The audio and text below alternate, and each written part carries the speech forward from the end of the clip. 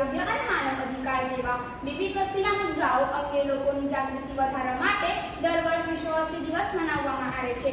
વિશ્વની વસ્તી વધીને 1 બિલિયન થવામાં શેકડો હજારો વર્ષ લાગ્યા પછી બીજા 200 વર્ષ કે તેથી વધુ સમય માટે 7 ગણી વધી 2011માં વૈશ્વિક વસ્તી 7 બિલિયનના અંક સુધી પહોંચી હતી.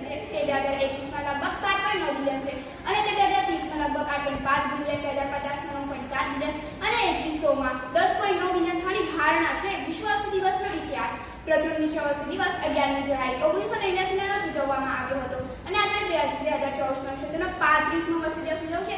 એક ગ્રહ તરીકે આપણે આપણા ભવિષ્ય વિશે વિપુલ પડકારોનો સામનો કરીએ છીએ. પ્રદૂષણ, કુદરતી સંસાધનોનો ક્ષીણ થઈ રહ્યો છે.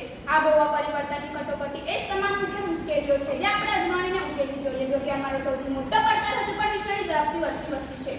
વધુ પડતી વસ્તીની આ સમસ્યા પર ધ્યાન કેન્દ્રિત કરવા માટે અમે દર વર્ષે 11મી જુલાઈના રોજ વિશ્વ વસ્તી દિવસની ઉજવણી કરીએ છીએ. ચાલો વિશ્વ વસ્તી દિવસ પરનું મહત્વ જાણીએ. વિશ્વ વસ્તી દિવસ 11મી જુલાઈના રોજ ઉજવવામાં આવે છે અને તે વાર્ષિક પ્રસંગ છે. આવો દિવસ મનાવવાનો મુખ્ય હેતુ વધતી જતી વૈશ્વિક વસ્તી અને આવી વધુ પડતી વસ્તીની સાથે ઉદ્ભવતા મુદ્દાઓ અને સમસ્યાઓ પર ધ્યાન કેન્દ્રિત કરવાનું છે. તેથી 1989માં યુએનડીપી યુનાઇટેડ નેશન ડાયરેક્ટિવ પ્રોગ્રામનું ગવર્નિંગ કાઉન્સિલે દર 11મી જુલાઈને વિશ્વ વસ્તી દિવસ તરીકે ચિહ્નિત કરવાનું નક્કી કર્યું. તેથી સંયુક્ત રાષ્ટ્રના તમામ સહભાગીઓ દ્વારા આ દિવસને 3 દાયકાથી વધુ સમયની વિવિધ રીતે ચિહ્નિત કરવામાં આવે છે. પર્યાવરણ અને આપણા વિશ્વના વિકાસ પર તેનું શું અસર થઈ શકે તે લોકો સમજે તે જરૂરી છે. આમાંના કેટલાક સંસાધનો જેમ કે અશ્મિભૂત ઇંધણ બિનનવીનીકરણીય છે અને તે પહેલાથી મોટી સમસ્યાઓ ઊભી કરી રહ્યા છે.